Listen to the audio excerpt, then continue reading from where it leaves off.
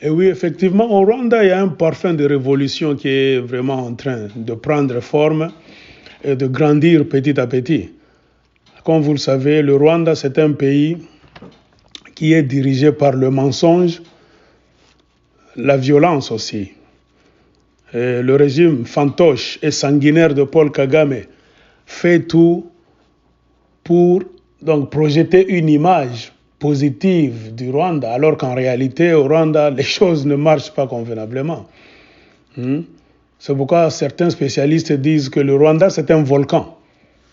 Effectivement, c'est un volcan qui a du feu. Donc, sous le sol, et que le gouvernement fait tout pour couvrir ce feu-là, pour le couver convenablement, afin que ça ne puisse pas exploser un jour. Mais cela ne va pas arranger les choses. Pourquoi ? Parce que la méthode qu'utilise le régime fantoche, sanguinaire de Paul Kagame, ce n'est pas la bonne pour trouver des solutions aux problèmes des Rwandais. Et quand vous regardez, il y a maintenant des gens qui commencent à sortir au vu et au su de tout le monde, c'est-à-dire les Rwandais en ont marre. Vous suivez, si vous êtes bien informé, vous allez voir que récemment, il y a une jeune femme âgée de 42 ans, c'est-à-dire elle était née en 1979, et une femme nommée Yvonne Idamanje Iriamugwiza. Yvonne Idamanje. Elle défraie maintenant la chronique.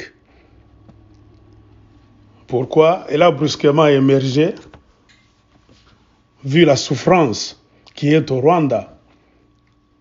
Et donc, elle est plus courageuse.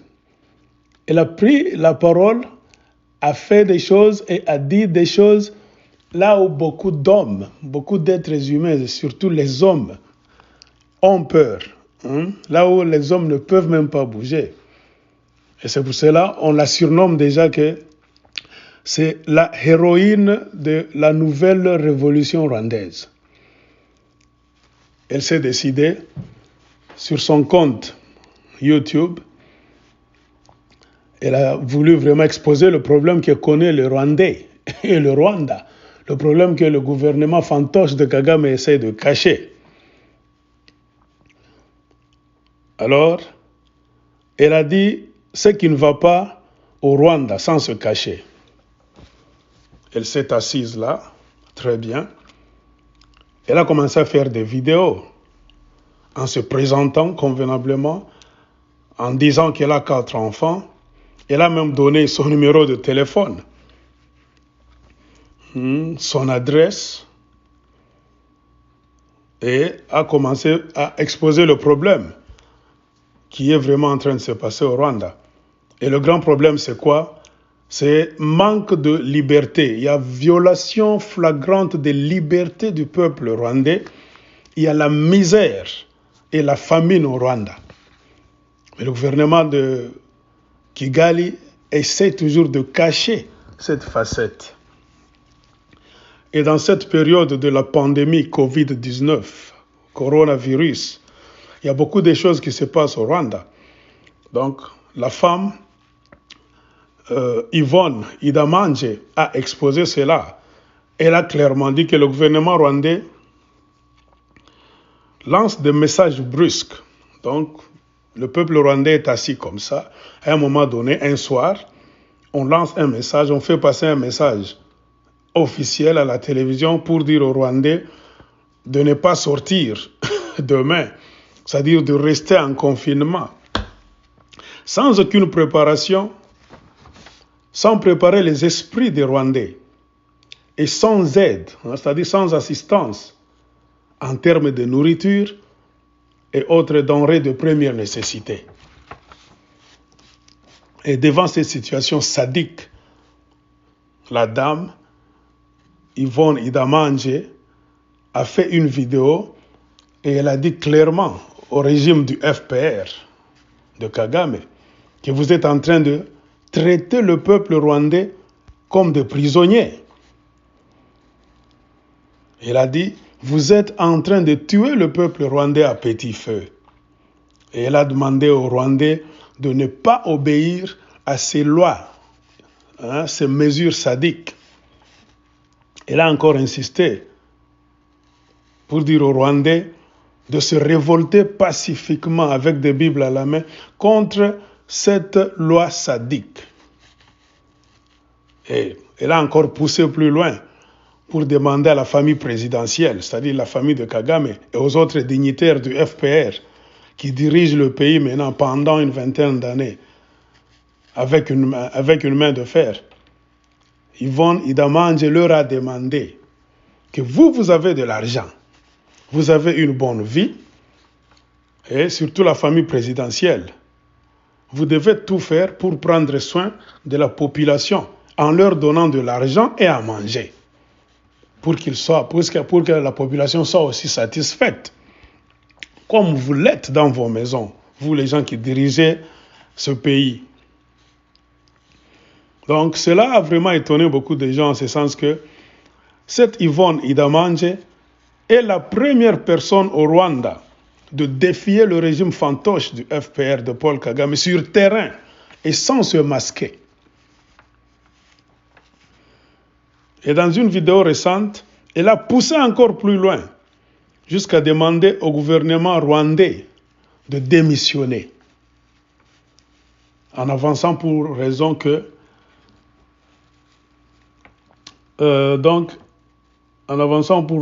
Rwandais, donc le président Kagame, elle a exigé afin que le gouvernement rwandais, elle a sommé donc le gouvernement rwandais donc de remettre au peuple rwandais le cadavre, c'est-à-dire le corps du président Kagame qui est supposé mort.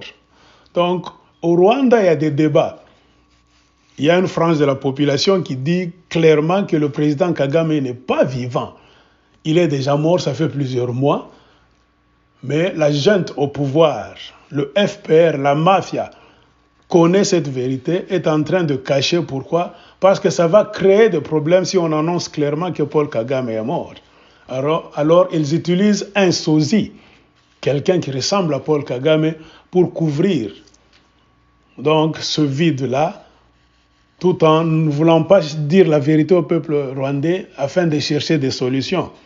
Mais cette femme, Yvonne Idamange, a sommé le gouvernement du FPR de remettre le corps, donc le cadavre de Paul Kagame, au peuple rwandais pour que les Rwandais puissent organiser des funérailles.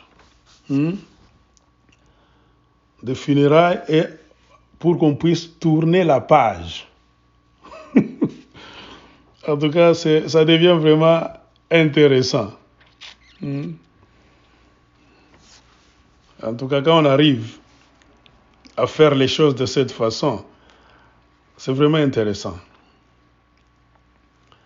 Et en disant ceci, cette Yvonne a précisé qu'elle savait que dans 1 ou 2 heures, on viendrait l'arrêter. Et elle a dit au peuple rwandais de ne pas avoir peur, de ne plus dormir ou baisser les bras jusqu'à ce que les Rwandais auront récupéré le cadavre de Paul Kagame pour organiser des funérailles nationales afin de tourner la page de Kagame et passer à autre chose. Parce que Yvonne, tout comme beaucoup de Rwandais, Yvonne aussi croit fermement que Kagame n'est plus. Elle a insisté que les Rwandais, vous devez faire tout. Levez-vous, marchez, jusqu'à ce que nous puissions faire tomber ce gouvernement méchant qui fait souffrir le peuple rwandais. Et elle a bien déclaré qu'il faut que la révolution commence dès maintenant. Et après avoir dit ceci, les services de renseignement rwandais l'ont contacté pour la première fois, d'abord pour lui dire de cesser de lancer ces messages tranchants, ces messages durs. Pourquoi? Parce qu'on allait lui donner tout ce qu'elle cherchait. Alors Yvonne sans embâge, a répondu à ses envoyés du gouvernement que si vous me donnez moi, donc à moi seul, est-ce que cela va calmer la misère du peuple rwandais? Et elle a rejeté cette offre et a dit qu'elle était prête à mourir, à sacrifier sa vie pour cette cause noble. En tout cas, ça commence à chauffer. Et elle a exigé au gouvernement rwandais de respecter aussi la Constitution qui dit que, en cas d'absence du président, en cas d'handicap du président, du président de la République, c'est le président de l'Assemblée nationale qui doit le remplacer. Mais il se fait qu'au Rwanda, rien n'est fait jusque-là. Alors vous comprenez, il y a un vent de révolution qui souffle déjà au Rwanda. Et en disant cela, elle a été arrêtée. Donc, la héroïne de la nouvelle révolution rwandaise a été arrêtée le lundi 15 février 2021. On l'a accusée d'incitation aux troubles publics, de résistance et d'agression contre un agent des forces de l'ordre et insulte à la personne du président. Et il y a déjà des spécialistes de la loi rwandaise qui disent que si elle est vraiment inculpée, condamnée, un jour, elle va purger une peine allant de 10 à 15 ans de prison. Alors vous sentez que les choses commencent à bouger un peu au Rwanda. Et vraiment, cette action courageuse, ou bien cet acte très courageux de la part d'une jeune femme de 42 ans, vraiment a reçu l'approbation et le soutien de beaucoup de personnes dans le monde. On l'a amenée, je ne sais où, et il y a beaucoup de Rwandais qui pensent déjà qu'on est en train de la torturer, comme on avait fait du chanteur de gospel, Kizito Mihigo, qu'on avait arrêté et qu'on avait tué d'une manière sauvage et dont le corps a été exposé quelque part en dehors d'une station de police pour que les autres Rwandais puissent voir et avoir peur. Donc des méthodes terroristes qu'utilise souvent le régime fantoche de Kigali. Et beaucoup de Rwandais supposent qu'à cet instant, on est en train de malmener la héroïne de la nouvelle révolution rwandaise, donc Yvonne Idamanje. Mais beaucoup de voix se lèvent déjà pour demander sa libération immédiate. Et pour montrer que la cause pour laquelle la jeune femme s'est levée est une cause très noble, très sensible, et ça a touché beaucoup de personnes dans le monde. Il y a un certain jeune homme, un Rwandais, qui est aussi rescapé du génocide du Rwanda, un certain Claude Gatebuke, qui a lancé donc la collecte de fonds en utilisant le site GoFundMe il y a 2 jours. Donc l'objectif, c'était d'avoir à peu près 25 000 $ américains pour aider la femme, Yvonne Idamanje. Mais je vous dis, en 2 jours, si vous vérifiez en direct, il y a déjà 16 000 $ américains que les gens ont déjà donnés à travers le monde. Donc 16 000 $ américains sur 25 000.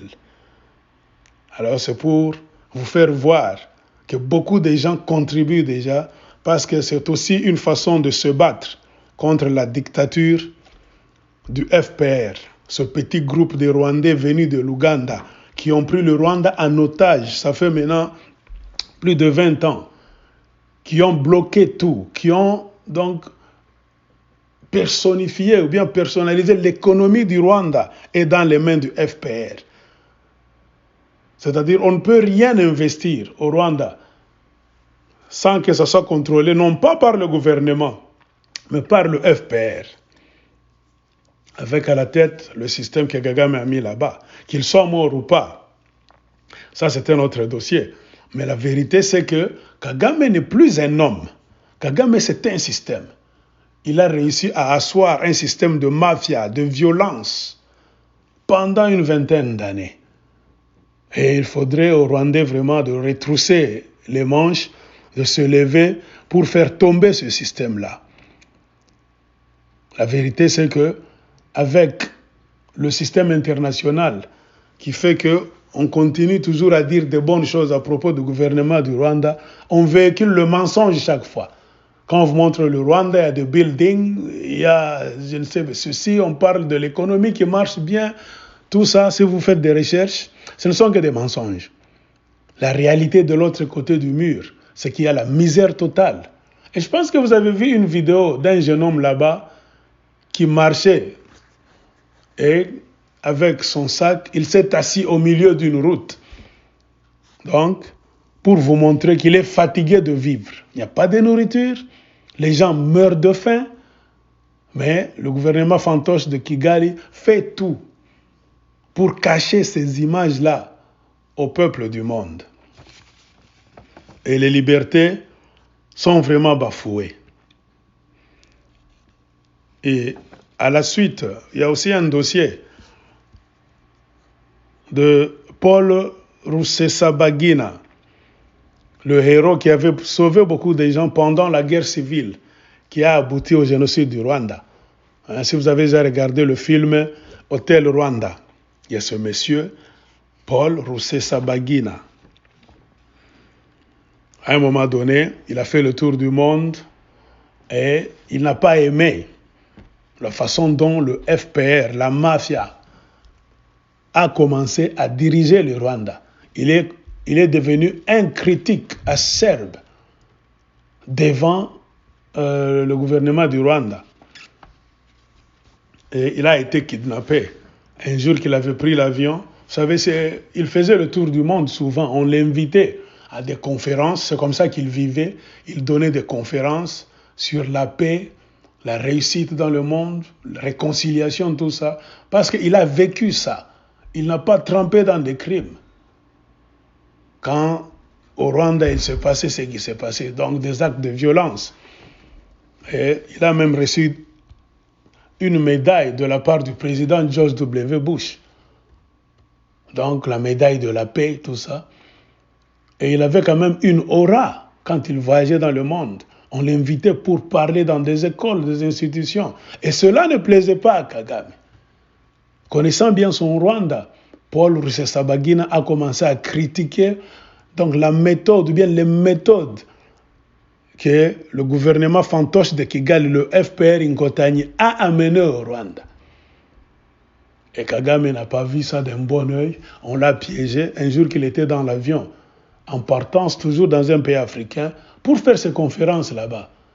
L'avion devait faire un crochet à Dubaï. Et c'est à partir de là, on l'a embarqué dans un autre avion. Il a cru que c'était l'avion qui allait le prendre pour l'amener dans un pays africain. Et il s'est retrouvé à l'aéroport de Kigali, au Rwanda. Elle a été sérieusement torturée et elle a des problèmes de santé. Il y a des médicaments qu'il doit prendre régulièrement. Mais il s'est fait que le gouvernement fantoche de Kigali ne lui donne pas accès à ces médicaments là-bas. Et on a peur qu'on puisse lui donner du poison ou bien autre chose qui va endommager sa santé avec le temps. Et on le traîne dans des tribunaux là-bas, incompétents là-bas, sans même des raisons valables. Mais comme vous le savez, là où il y a le mal, là où il y a des criminels, des bandits, ils créent toujours des choses. Oh, il est terroriste, il entraîne les enfants, tout ça. Toute une kyrielle là-bas d'accusations qui ne tiennent même pas debout. Tout ça pourquoi? Pour se justifier. Parce que le problème du gouvernement du Rwanda, le problème du régime fantoche, sanguinaire de Kigali, c'est de faire taire tout le monde. Parce que c'est un groupe de gens qui savent très bien qu'ils ont déjà fait trop de mal. Et ils savent très bien que s'ils ne sont plus au pouvoir, on va les traîner eux aussi devant les cours et tribunaux. Ils vont répondre de beaucoup de crimes. Au Rwanda, il y a des disparitions, des journalistes qu'on assassine. C'est un pays là où les gens disparaissent. On assassine des gens, il y a des enlèvements. Donc, trop de méfaits dans ce pays-là. Le pays ressemble à une grande prison, un volcan qui n'attend qu'un jour, une occasion propice pour exploser et exposer donc les méfaits du système Kagame. Et Rusesabagina a été arrêté. Et après avoir étudié donc, les dessous même du dossier, il y a un groupe de congressmen américains, au nombre de 37, qui ont vu que non, ils ne voient pas pourquoi on devait l'arrêter. Ils ont écrit une lettre le 18 décembre passé, c'est-à-dire en 2020, au président Paul Kagame, lui enjoignant de tout faire pour libérer Paul Rusesabagina. Je ne sais pas si je peux lire la lettre. Qu'est-ce qu'elle dit? Cher président Kagame, nous vous écrivons pour vous exhorter à renvoyer en toute sécurité aux États-Unis Paul Rusesabagina, résident permanent légal américain et lauréat de la médaille présidentielle de la liberté, pour y retrouver sa famille. Donc, Rusesabagina a la nationalité belge, mais il est résident permanent aux États-Unis. Et la lettre continue. En tant que membre du Congrès américain qui s'intéresse vivement aux relations américano-rwandaises, nous pensons que la libération de M. Rusesabagina pour des raisons humanitaires est à la fois justifiée et appropriée, car il est un survivant du cancer au milieu de la pandémie de Covid-19 qui souffre de plusieurs conditions médicales chroniques. En outre, nous vous écrivons pour exprimer notre grave préoccupation face à la manière dont votre gouvernement a transféré de manière extrajudiciaire M. Rusesabagina des Émirats arabes unis au Rwanda, puis l'a immédiatement placé à l'isolement et l'a inculpé de multiples crimes, dont le terrorisme. Comme votre gouvernement le sait, la loi américaine sur l'expulsion prévoit une procédure légale claire pour expulser des personnes pour divers crimes, y compris la participation à des actes de terrorisme. Le processus d'expulsion des États-Unis se conforme à une procédure régulière, tout en permettant aux États-Unis d'expulser ceux qui devraient faire l'objet de poursuites pénales dans un autre pays. En fait, nous croyons comprendre qu'au cours des 2 dernières décennies, les États-Unis ont expulsé 4 personnes vers le Rwanda et en expulseront 4 autres au Rwanda après avoir purgé leur peine pénale américaine. Donc, en coulisses, maintenant, vous comprenez que les Américains ont déjà expulsé 4 personnes au Rwanda. Il y a encore 4 qui sont en prison. On va les expulser en silence là-bas. C'est-à-dire des criminels rwandais. Bien qu'on dise, oh, les Américains, les Rwandais, tout ça, l'Amérique et le Rwanda ont des relations, tout ça. Non, il y a des choses qui se font en coulisses. Parce que les Rwandais, dans le gouvernement de Paul Kagame, il y a trop de criminels qu'on envoie dans le monde pour commettre des crimes. Donc, pour poser des actes terroristes, terroriser les citoyens rwandais à travers le monde. Et avec cette lettre, vous comprenez que l'Amérique avait déjà arrêté 8. 4 sont déjà retournés au Rwanda. Et les autres sont en prison. Ils attendent de finir, de purger leur peine. Et à la fin, on va les expulser pour les retourner au Rwanda. Et la lettre continue. Compte tenu de ce bilan des Rwandais expulsés des États-Unis, lorsque les normes juridiques sont respectées, le recours de votre gouvernement au transfert extrajudiciaire de M. Paul Rusesabagina démontre un mépris de la loi américaine et suggère un manque de confiance dans la crédibilité des preuves contre lui. Les Américains disent clairement que le Rwanda est en train d'afficher, donc de montrer un mépris de la loi américaine. C'est pour cela que ce groupe de congressmen américains, qui sont au nombre de 37, ce groupe suggère un manque de confiance dans la crédibilité des preuves contre lui. C'est-à-dire toutes les preuves qu'on a amassées, rassemblées contre M. Hotel Rwanda, le héros Paul Rusesabagina. Ce sont des fausses preuves. Il n'y a pas de crédibilité là-dedans. Ce n'est pas moi qui le dis, c'est le groupe de 37 congressmen américains. Par congressmen, c'est-à-dire, c'est un groupe mélangé des membres de la Chambre des représentants, qu'on appelle en anglais House of Representatives, et des sénateurs américains. Donc ce n'est pas un groupe de moindres, un groupe qu'il faut négliger. Et dans leur lettre, ils ont continué, ils ont dit « Nous souhaitons souligner l'ampleur du soutien bipartite du Congrès américain au retour de M. Rusesabagina par votre gouvernement. » Voilà. Notre gouvernement surveille son état de près parce qu'il est dans l'intérêt des relations américano-rwandaises et de la réputation internationale du Rwanda et que votre gouvernement a des raisons humanitaires impérieuses de renvoyer M. Rusesabagina dans sa famille aux États-Unis. Nous vous exhortons à le faire rapidement. Donc, vous comprenez que c'est un peu ça.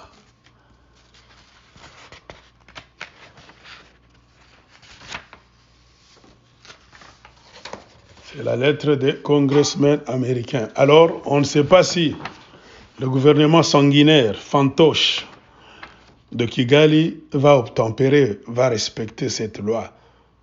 Parce que, à vrai dire, le Rwanda, c'est une jungle. Hein?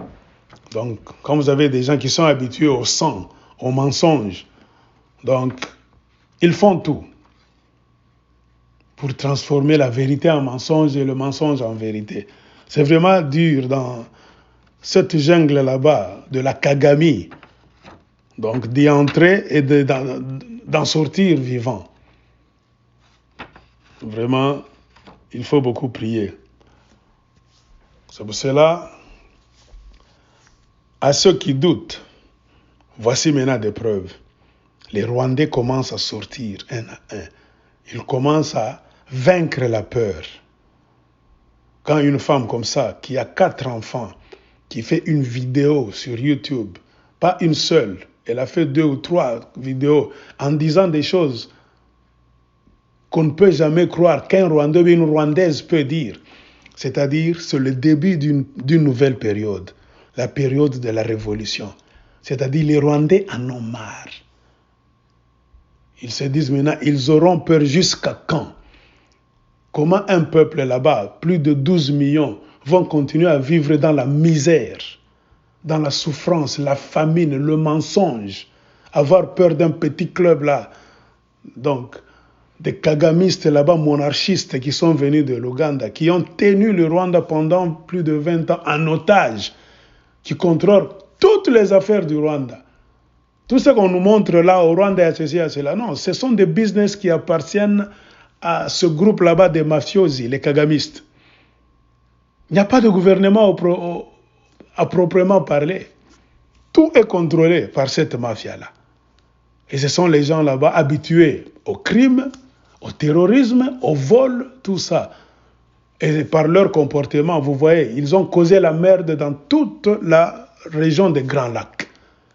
Ils sont en conflit avec les Ougandais, les Tanzaniens, les Burundais, les Congolais, donc beaucoup de pays ne s'entendent pas avec ces gens-là. Pourquoi? Ce sont les gens sans scrupules. Eux, c'est l'argent, le vol, des tueries en masse, tout ça.